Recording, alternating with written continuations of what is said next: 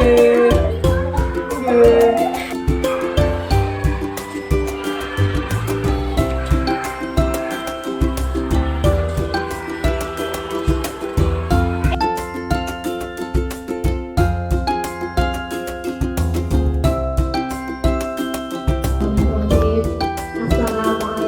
warahmatullahi wabarakatuh.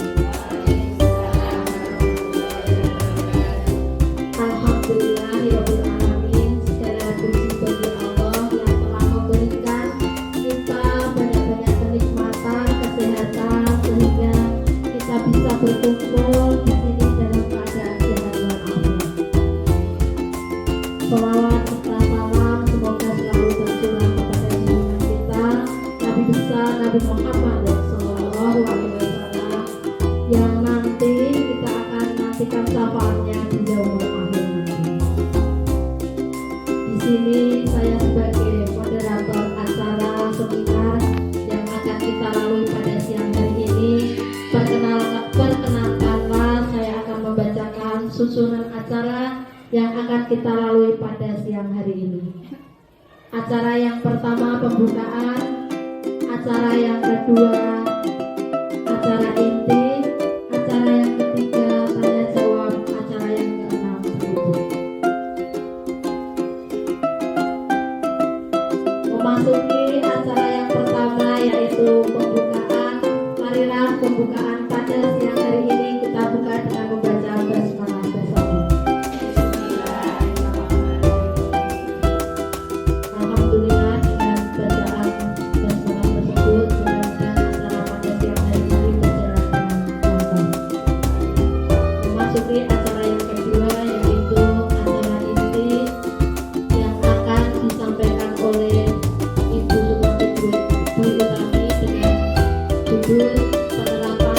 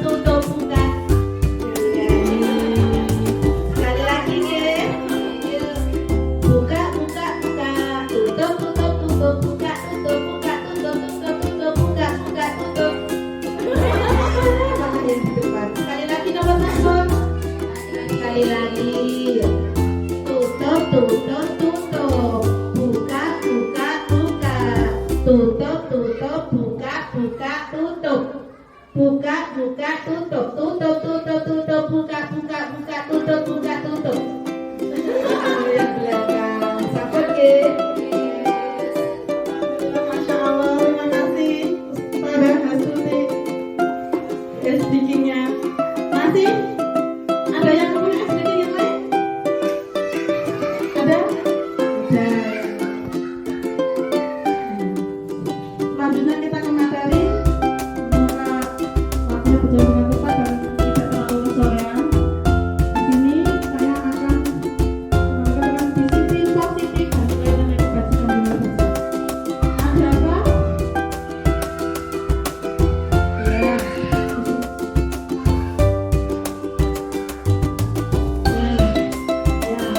Di sini saya telah menerapkan protokol disiplin positif di kelas saya. Yaitu ada kegiatan membuat papan, ambil cuci tangan, menunggu saat lewat depan ustazah, depan orang tua. Nah, karena orang tua di sekolah kita adalah ustazah, ya kita menunduk dan mengucapkan permisi. Kalau orang Jawa derek langkung seperti itu. Ustazah itu kegiatannya saat anak-anak mau cuci tangan. Nah, seperti itu, terus di sebelahnya itu langsung ambil cuci tangan, terus ada yang sudah selesai cuci tangan masuk lagi. Ya. Nah, kita sekarang mau belajar tentang paradigma perubahan kegiatan kepalan tangan. Monggo kepalan tangannya. Kita punya dua kepalan tangan, tapi satu saja. Nah, di sini saya menyiapkan signal. Nanti saya bagi satu-satu. Silahkan tulis sesuatu yang berharga bagi Anda. Umpamanya satu pasang, nggak pasti dengan Mbak Joti, Ustazah Esti dan Ustazah Santi. Nah, seperti itu mudah. Satu yang tulis. Satu pasang satu aja. Monggo ditulis sesuatu hal yang berharga. Nah, monggo Mbak Joti atau Mbak Pasti yang jadi A. A itu adalah Anda dan B adalah teman Anda. Monggo silakan sesuatu yang berharga menurut Anda tulis di kertas itu dan simpan dalam kepalan tangan.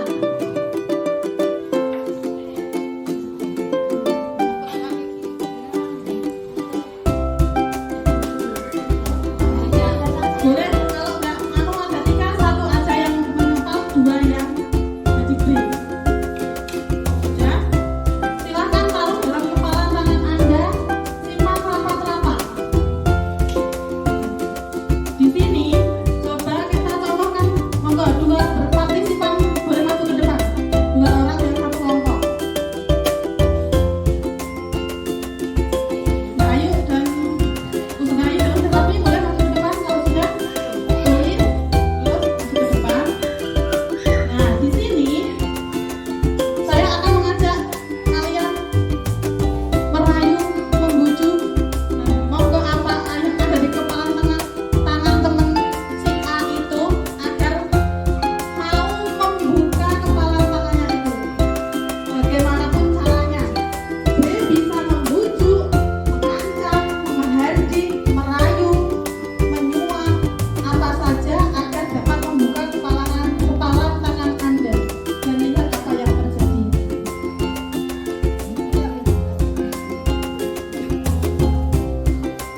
Itu yang dari A.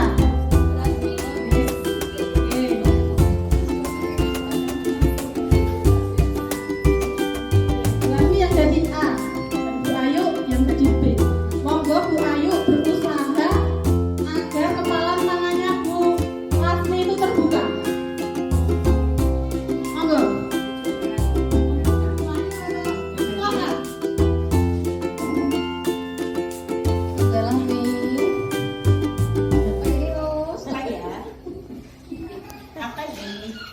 Coba ini tangannya ada apa ininya?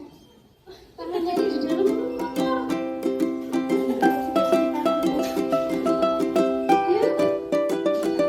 Jawabannya aku tak kasih dia. Oke, kita carikan dulu di tas. Kita bawa itu loh. Ini loh.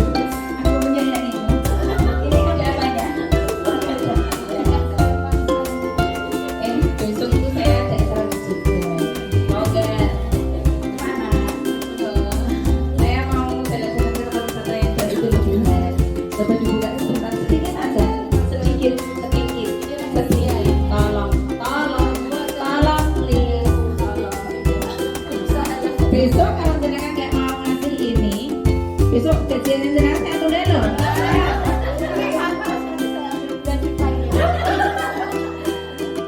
Susah ini saya lari. Terima kasih kepada Ibu Kepala Sekolah dan Bu Has dan Ustazah Ustazah Ayu. Berarti apa yang ada di kepala kita itu bisa membuka atau tidak itu siapa yang mengontrol? Diri sendiri.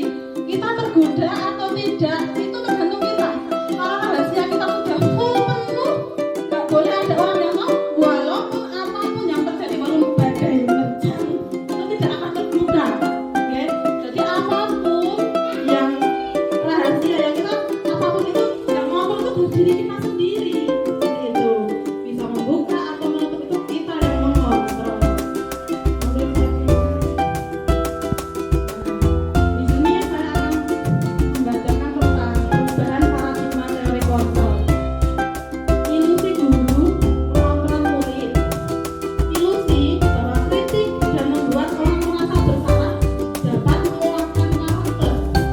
Ilusi bahwa semua penguatan positif, efektif, dan bermanfaat. Ilusi bahwa orang dewasa memiliki hak untuk memaksa. Dan di sini itu teori kontrolnya adalah ilusi. Selanjutnya, perubahan paradigma stimulus respon teori kontrol. Siapa sesungguhnya yang memiliki kontrol? Di sini, menurut teori stimulus respon, kita mencoba mengubah orang agar berpandangan sama dengan kita. Seperti itu.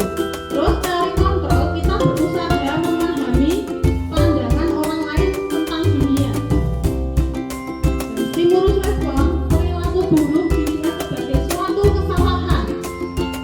Dan untuk teori kontrol, semua perilaku itu memiliki tujuan. Orang lain bisa mengontrol saya. Stimulus respon. Dan teori kontrol hanya Anda sendiri yang bisa mengontrol diri Anda sendiri. Di stimulus respon, saya bisa mengontrol orang lain. Di teori kontrol, Anda tidak bisa mengontrol orang lain karena orang lain itu mengontrol dirinya sendiri. Stimulus respon, pemaksaan ada pada saat rujukan gagal. Dan teori kontrol adalah kolaborasi dan konsensus menciptakan pilihan-pilihan baru. Dan di stimulus respon, model berpikir menang kalah. Di teori kontrol, model berpikir menang-menang. Jadi tidak ada menang dan kalah, tapi menang dan menang.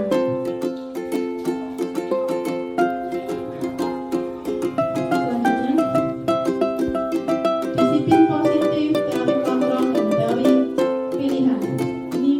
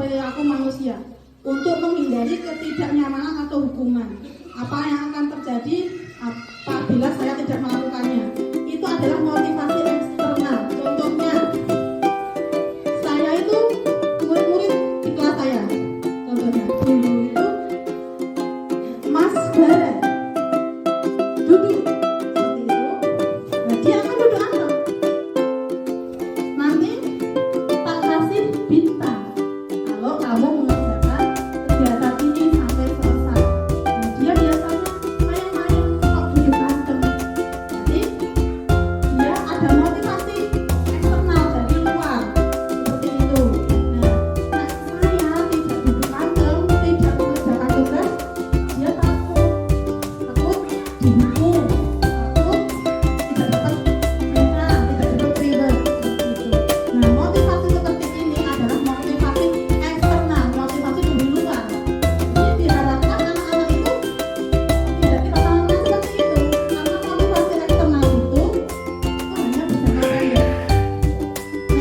Aku nggak dapat hadiah, aku sadar nanya nanti, aku sadar nanti pergi tidak masuk, bisa kamu berulang, karena aku takutkan kalau aku sadar free nanti.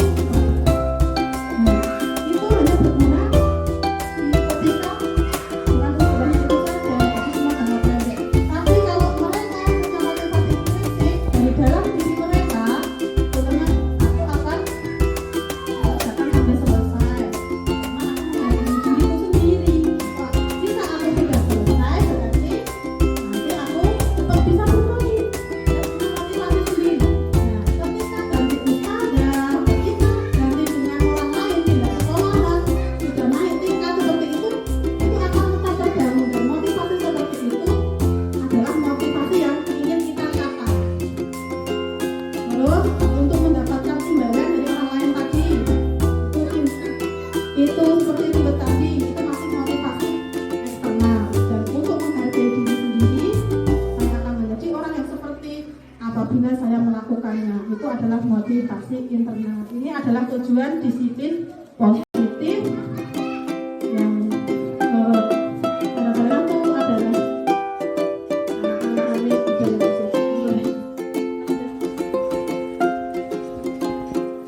merdeka.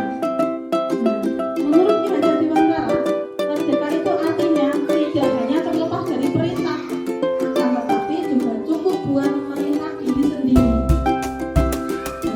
Kita itu dianggap merdeka itu bukan karena kita bisa memerintah orang lain dan bisa memerintah anak-anak kita, tapi kita juga harus bisa memerintah diri kita sendiri. Itu saya harus berangkat lebih pagi, saya harus lebih rapi, saya harus lebih apa ya, kelasnya bisa berbeda, saya harus lebih baik dari kelas yang lain. Itu motivasi kita. Kita harus bisa memerintah diri kita sendiri supaya kita benar-benar merdeka. Apa itu restitusi? Yang sudah pernah mendengar atau sudah pernah melakukan restitusi itu masyarakat menyampaikan program restitusi. Restitusi adalah proses menciptakan kondisi bagi murid untuk memperbaiki kesalahan mereka, sehingga mereka bisa kembali pada kelompok mereka dengan karakter yang lebih kuat. Restitusi juga merupakan proses kolaboratif yang mengajarkan murid untuk mencari solusi untuk masalah mereka dan membantu murid berpikir tentang orang seperti apa yang mereka inginkan, ingin menjadi apa, tujuan mulia, dan bagaimana mereka harus memperlakukan orang lain oleh dosen 2004. Ada 9 ciri-ciri restitusi. Yang pertama, bukan untuk menebus kesalahan, namun untuk belajar dari kesalahan. 2. Memperbaiki hubungan. 3. Tawaran, bukan paksaan. 4. Restitusi, menuntut untuk melihat ke dalam diri anak tersebut. 5. Restitusi, mencari kebutuhan dasar yang mendasari tindakan. 6. Restitusi diri adalah cara yang paling baik. 7. Restitusi fokus pada karakter, bukan tindakan. 8. Restitusi fokus pada solusi. 9. Restitusi mengembalikan murid yang berbuat salah pada kelompok. Keyakinan kelas. Mengapa tidak peraturan saja? Mengapa harus keyakinan kelas? Perbedaan keyakinan kelas dan peraturan kelas apa?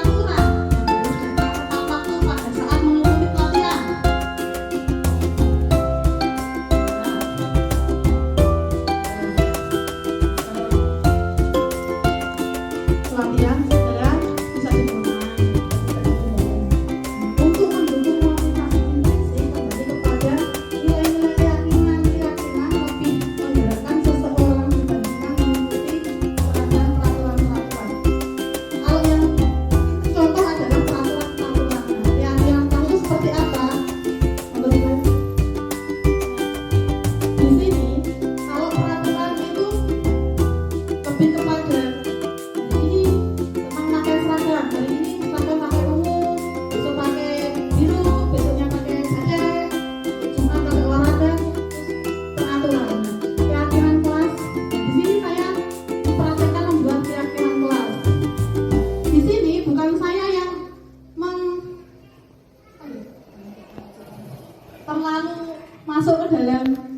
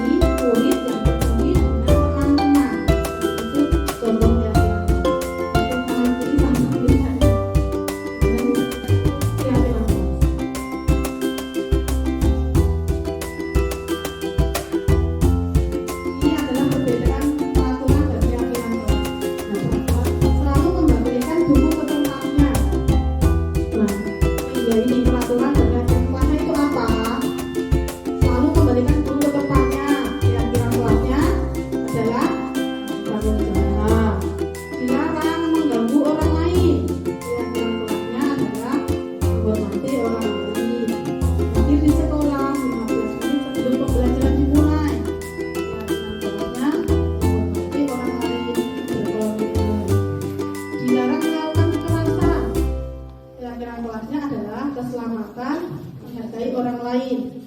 Dilarang menggunakan narkoba. Kira-kira kelasnya adalah kesehatan. Ini tuh berlaku sepertinya untuk anak-anak yang tingkatan lebih tinggi dari mereka. Bergantian atau menggiliran ini ketika bisa yang merasa menghormati orang lain, bersabar, gunakan masker bisa, itu kesehatan dan keselamatan. Jangan berlari di luar atau koridor, bisa, itu keselamatan dan keamanan.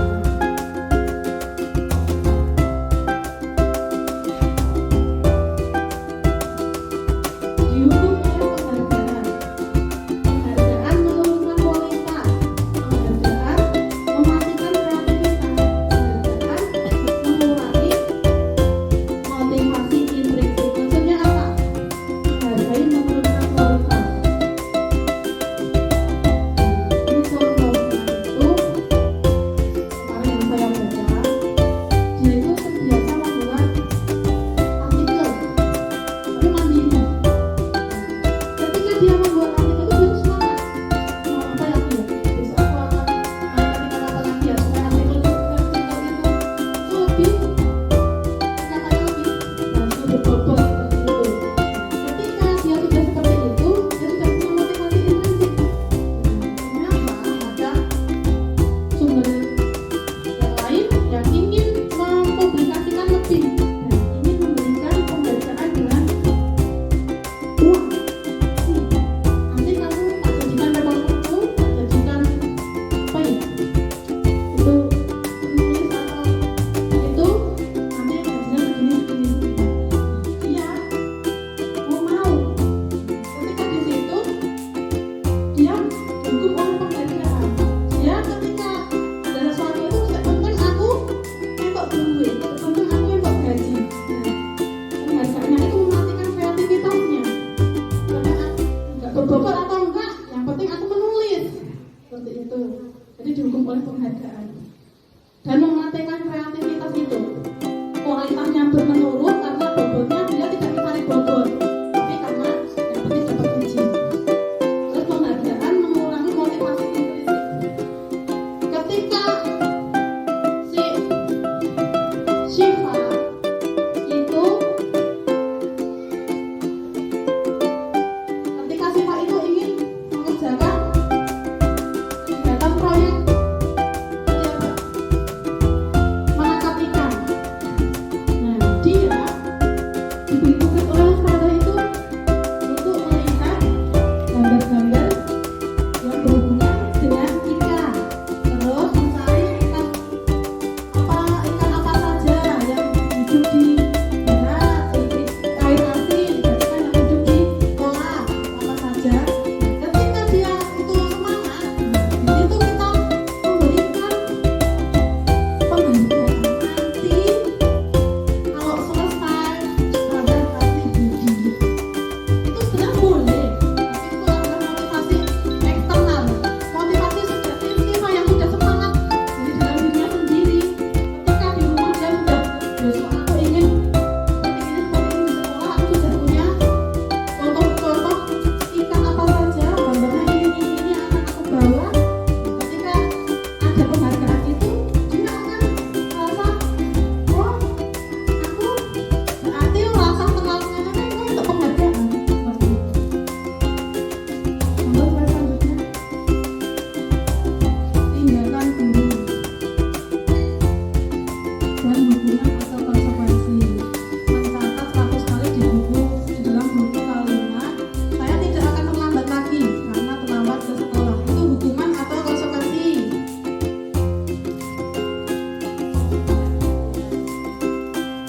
Hukuman. Lari mengelilingi lapangan basket 2 kali karena terlambat. Hukuman atau konsekuensi. Hukuman. Terus bakal menggantikan kertas tugas teman yang telah dicoret-coret. Hukuman atau konsekuensi? Konsekuensi. Kenapa bukan hukuman?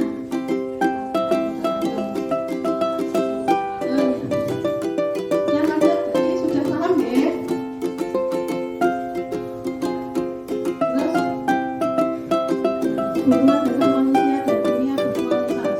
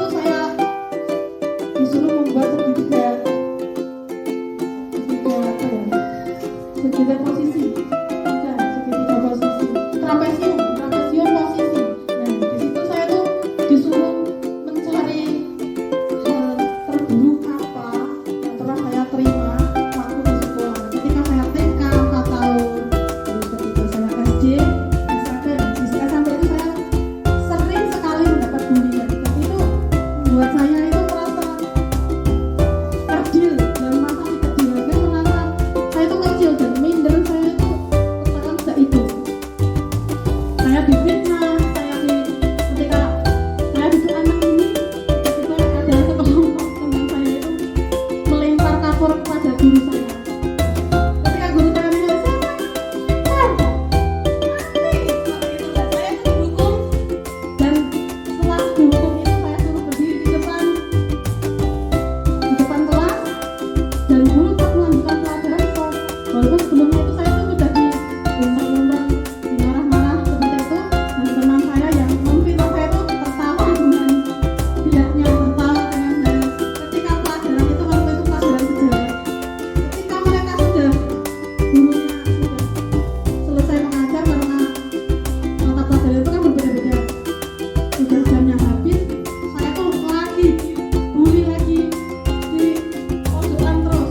Nggak tahu saya salah apa, tapi itu membuat mindset ini saya merasa menjadi orang yang sangat kerdil, sangat benar-benar merasa down seperti itu. Nah, di situ saya itu disuruh menceritakan, di guru penggerak itu menceritakan tentang hal apa yang paling berkesan di tahun-tahun sebelumnya, kayak di tahun-tahun yang saya itu SD seperti itu.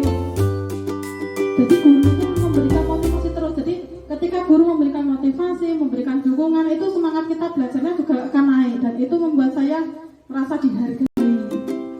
Ini jangan sampai kita sebagai seorang guru itu menjadi seorang penghukum bagi anak-anak. Dan itu akan membuat mereka menjadi, ya seperti contoh saya tadi, terus membuat rasa bersalah. Ya Allah, kamu sampai ustazah sedina kecil yang mau dikandani angin. Nah, anak itu akan merasa, apa ya? Nah, itu coba kita kurangi. Nah, kita sebagai guru TK biasanya sebagai teman ngobrol. Jadi anak-anak, kalau kita sudah memposisikan diri kita sebagai seorang teman, anak-anak juga akan nyaman dengan kita. Tapi diharapkan kita juga bisa menjadi pemantau.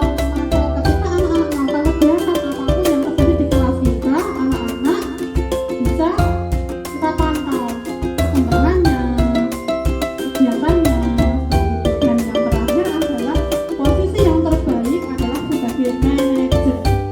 Nah, itu sebagai pengatur saja, sebagai fasilitator saja, seperti itu. Jadi diharapkan kita sebagai seorang guru itu harus menjadi seorang manajer bagi murid-murid kita.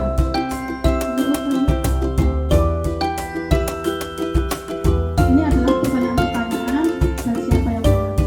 Saya kecewa sekali dengan kamu. Yang membuat adalah membuat orang yang merasa bersalah, membuat anak itu merasa bersalah. Saya kecewa sekali dengan kamu.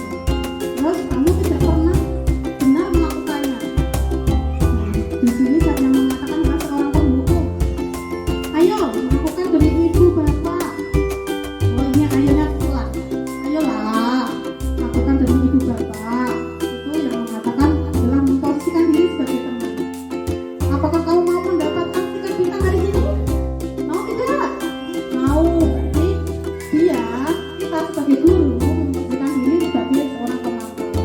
Terus bagaimana kamu bisa menyelesaikan masalah ini? Nah, ini contoh sebagai seorang manajer. Nah, kamu selalu yang paling terakhir adalah seorang penghukum. Kata-katanya sudah terlihat berbeda, ya. Nah, di sini sebagai seorang manajer itu kata-katanya lebih halus. Walaupun kita berbicara bagaimana kamu bisa menyelesaikan masalah ini, tapi anak-anak kita ajak untuk menyelesaikan masalahnya dengan mereka berpikir. Kita tidak menyalahkan. Yuk, kesel dari itu lagi. Kecewa, ustazah sih. Oh, salah.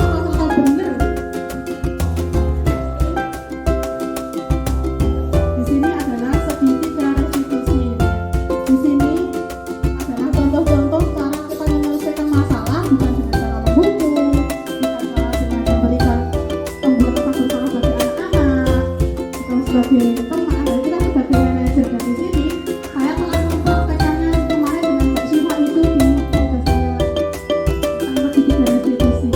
Nah, ketika anak-anak berbuat salah, itu kita tidak langsung menghukumnya begini begitu, harus begini, maaf terus begini tidak bersama, tidak seperti itu. Di sini adalah di segitiga restitusi adalah ada menanyakan keyakinan, menstabilkan identitas dan validasi kebutuhan. Kamu tentu punya alasan mengapa melakukan itu, Mbak Syifa. Adakah cara yang lebih efektif untuk mendapatkan apa yang kamu butuhkan? Ketika Yasmin tiba-tiba nggak ada apa-apa, dorong Sani mendorong temannya sampai jontor, sampai berdarah. Coba kira-kira apa yang kita lakukan pertama? Coba. Nah, ketika ada anak-anak yang bermain bola, tiba-tiba bolanya itu mau memecahkan kaca, kira-kira apa yang kita lakukan?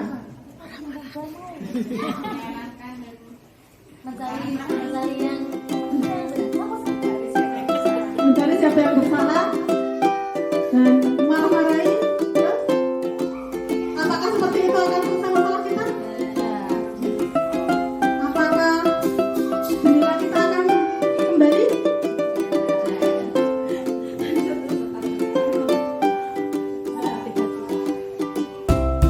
Nah, untuk membuat anak yang merasa gagal karena berbuat salah menjadi positif terhadap dirinya. Kok salah terus, semua adalah salahku, bukan salah saya nggak sengaja loh. Tadi tendang bola sampai memecahkan kaca. Di sini kita sebagai guru adalah menstabilkan identitas. Guru berkata, masalah itulah yang manusiawi, tidak ada manusia yang sempurna. Bapak Ibu juga salah. Kita pasti bisa menyelesaikan masalah ini. Bapak Ibu tidak tertarik untuk mencari tahu siapa yang benar, siapa yang salah. Bapak Ibu lebih tertarik untuk menyelesaikan masalah. Kamu menyalahkan dirimu sendiri terus-menerus, apakah kamu bersikap baik pada dirimu sendiri?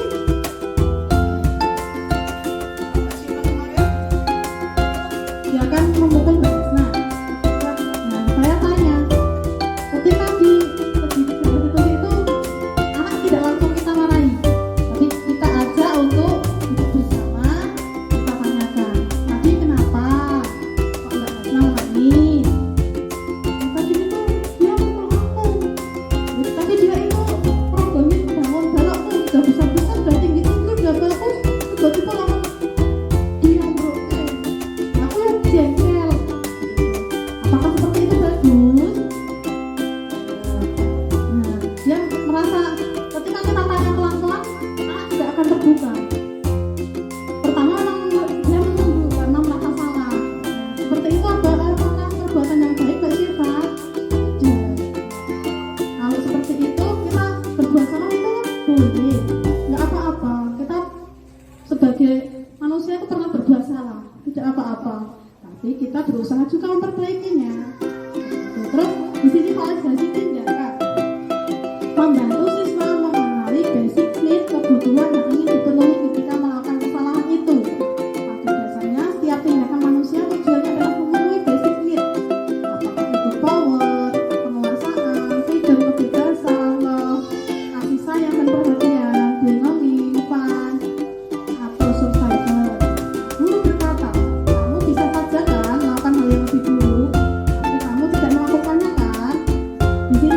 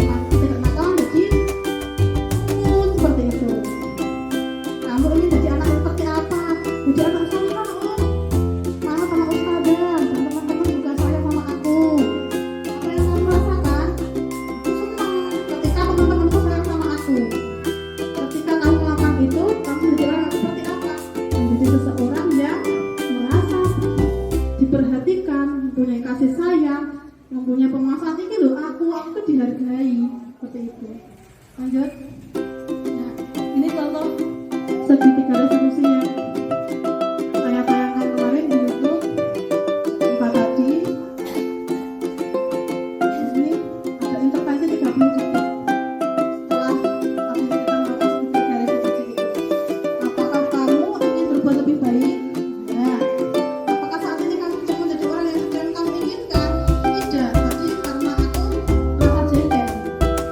Apakah kamu bisa mengubah perilaku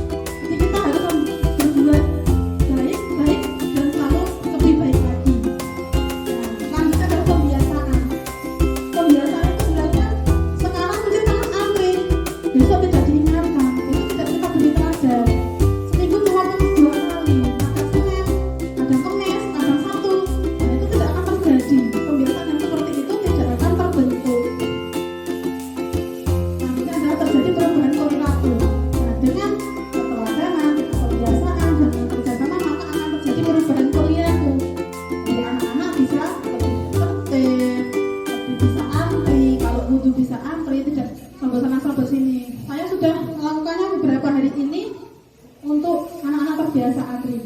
Nah, anak-anak ustazah cuma buka satu kartu di sana, yang lain tidak satu sudah buka. Silakan anak-anak bikin kereta, cuma buka satu.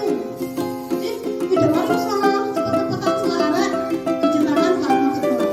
Ustazah pokoknya membuka satu. Kan wudhu juga seperti itu. Ustazah cuma buka satu. Silakan ambil di sebelah sini. Jadi mereka akan terbiasa sabar, antri orang. Belum saatnya juga bisa sabar. Nah, biasa ketika ada waktu itu akan menjadi nakalnya anak-anak besok kalau dewasa. Antri timbang atau penting, antri beli sayur sudah di pasar asik gini sudah royok-royok. Waktu aja anakku panas, buku seperti itu. Lalu contoh yang tidak betul. Kita tanamkan sejak dini tentang disiplin seperti itu. Adanya satu tujuan atau visi misi. Tidak bisa sudah pasti itu punya visi misi tapi kita visi misi seperti itu. Kita itu harus bersama-sama. Visi itu piye toh? Kita mendidik anak-anak berbudi budaya positif, berkarakter dan berakhlak mulia. Kita bersama-sama. Seperti itu. Perlunya membuat keyakinan kelas bersama antara guru dan kepala sekolah.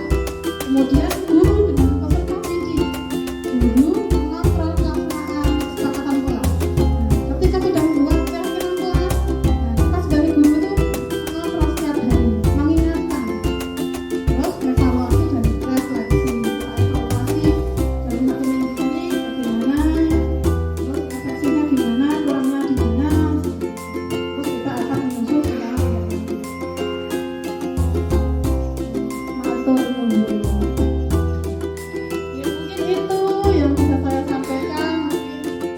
Banyak kata-kata yang sana kemari, bukan bermaksud saya ingin menggurui semua ustazah, dan ini itu karena sebagai tugas saya di grup penggerak untuk membuat seminar ini, dan saya harapkan, saya berharap semoga ilmu yang saya dapatkan juga bisa saya manfaatkan, saya bagikan kepada saudara semua, dan semoga ada manfaatnya maupun yang baik-baik bisa ditiru, diimplementasikan, dan belum seperti itu.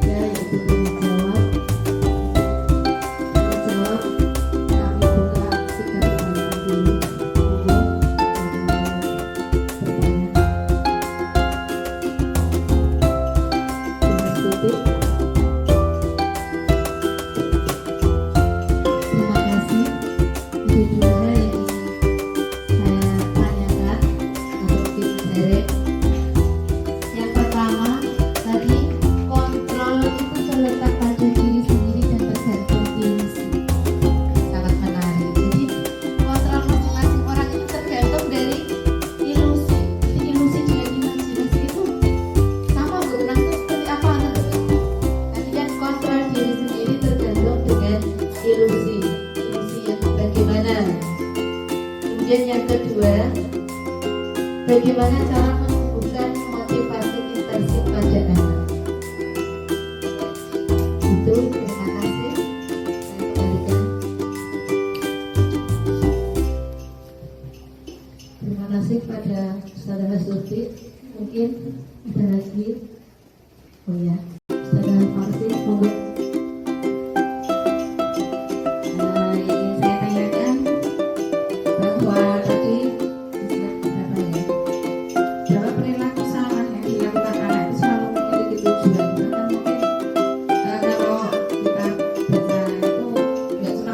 Kadang orang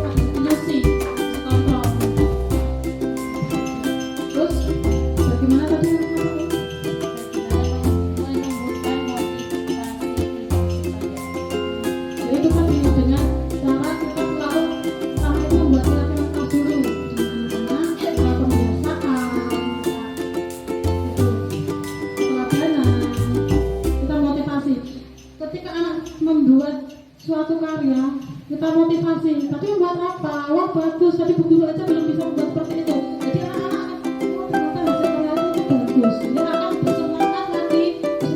Jadi bukan karena dia dapat bintang, bukan dia dapat hadiah, tapi dia karena kita itu memberikan pujian, tapi bukan sebuah seperti itu. Jadi merasa anak-anak itu diunggulkan, tapi bukan dihargai, tapi bukan sebagai reward atau apa.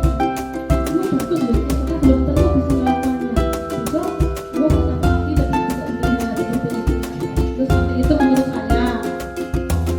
Terus untuk pertanyaan selanjutnya adalah perilaku salah selalu memiliki tujuan. Nah, di sini sebagai seorang anak itu kita sebagai manusia punya 5 kebutuhan dasar, yaitu ada kebutuhan bertahan hidup, kasih sayang, perhatian, kebebasan. Nah, seperti contoh sederhana itu mendorong tujuan, atau dia selalu berbuat pola pikir itu punya tujuan. Mungkin di rumah dia butuh perhatian kasihnya kurang. Nah, seperti itu dia menerapkan dengan mencari perhatian dari orang lain di sekolah. Kalau aku seperti ini nanti aku akan disebut-sebut terus, nanti aku akan didekati terus. Seperti itu. Kalau tujuannya dia itu ingin kebebasan, ketika di kelas guru, anak-anak ketika diajak duduk, ketika kegiatan berdoa, ketika berdoa kan kita mengajak anak untuk duduk pantang, karena berdoa itu adalah suatu ibadah kepada Sang Pencipta, kepada Tuhan Allah Subhanahu wa Ta'ala. Jadi kita anak-anak untuk duduk. Ketika ada anak-anak yang tidak bisa duduk, itu dan kita apa ya? Kalau kita ajak untuk duduk, mereka tidak bisa, mereka itu sebenarnya butuh kebebasan. Mungkin di rumah dia mau dikekang. Seperti contoh Mbak, saya itu di rumah selalu dikekang tidak boleh ngapa-ngapain. Ketika di sekolah juga harus duduk anteng. Nah dia nggak bisa karena dia butuh kebutuhan dasarnya terpenuhi, yaitu